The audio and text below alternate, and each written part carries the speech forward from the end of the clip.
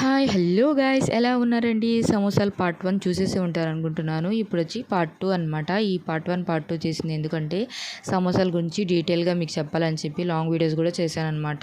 ఆ long videos మీ దగ్గర reach అయిందో లేదో తెలీదు. షార్ట్ వీడియోస్ అయితే బాగా రీచ్ అవుతున్నాయి కాబట్టి నేను చేశాననమాట. అయితే ఏది తప్పు చేయకూడదు అనుకున్నాను. కానీ ఒక మిస్టేక్ అయితే అయిపోయిందండి. సారీ అండి. ఎందుకంటే స్టఫింగ్ చేయడం వీడియో అయితే డిలీట్ అయిపోయిందనమాట. అది ఎలా చేయాలో చెప్తాను వినండి. ఆనియన్స్ అయితే చాప్ చేసుకొని అటుకులు మిక్స్ చేసుకొని 1 స్పూన్ కారము, హాఫ్ స్పూన్ వచ్చి సాల్ట్ వేసేసుకోవాలండి. తర్వాత గరం మసాలా హాఫ్ స్పూన్ వేసేసుకొని మిక్స్ చేసుకొని దీనిలోపు స్టఫింగ్ పెట్టాలన్నమాట. ఏంటి ఇలా చెప్పేసావు అని చెప్పి అనుకోబాకండి. ఇలా చెప్పినందుకు ఏమనుకోబాకండి. లాంగ్ వీడియో ఉంది.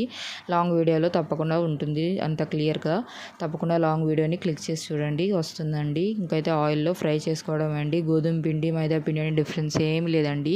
కొందరు అనుకుంటుంటారు కదా ఇంకైతే సమోసాలు అయితే మనం మైదా పిండితోనే చేయాలని చెప్పి, అట్లేం లేదనమాట. గోధుమ పిండికి మైదా పిండి డిఫరెన్స్ లేకుండా టేస్ట్ అయితే అదిరిపోతుంది. తప్పకుండా ట్రై చేయండి ఇలా గోధుమ పిండితో. సమోసాల్లోకి పచ్చిమిరపకాయ అయితే ఎంతమందికి తినడము ఇష్టమో కామెంట్ చేయండి. మీకు కానీ నచ్చినట్లయితే నాకు వీడియో ప్లీజ్